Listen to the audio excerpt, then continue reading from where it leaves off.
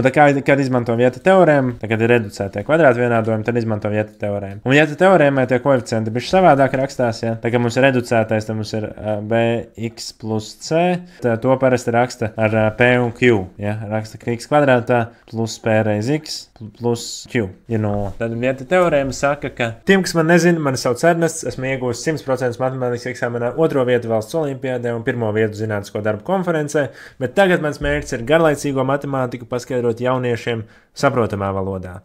Šajā video es paskaidrošu šo tēmu un dodamies apakaļ pie video. Ka sakņu summa ir vienāda ar mīnus p un sakņu reizinājums ir vienāds ar q. Nu, tad paņemsim arī vienu piemēriņu beigās. Ja, piemēram, x kvadrāts mīnus 5x plus 6 ir 0. Ja, un tad šajā gadījumā tad sanāktu, ka x1 plus x2, tātad te ir mīnus 5, tam mums vajag pretējo, ja tam skaitlim te būs 5. Tā jūs pildspalvām tā ir 5 un reizinājums ir 6.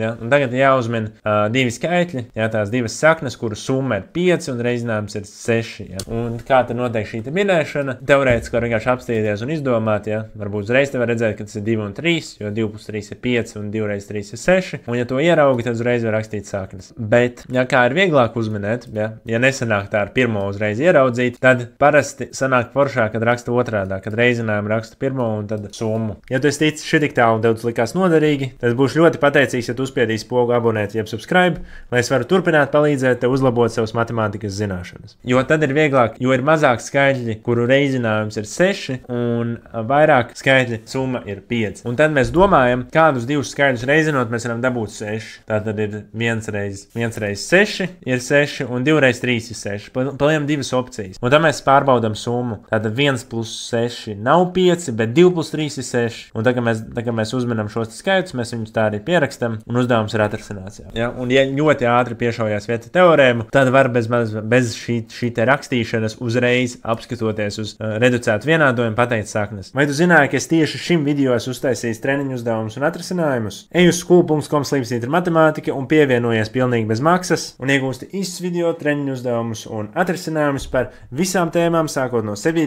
klases līdz pat vidusskolai. Iespējams, nākotnē būs arī citām klasēm, bet dodies uz school.com/matemātika vai pirmais links aprakstā.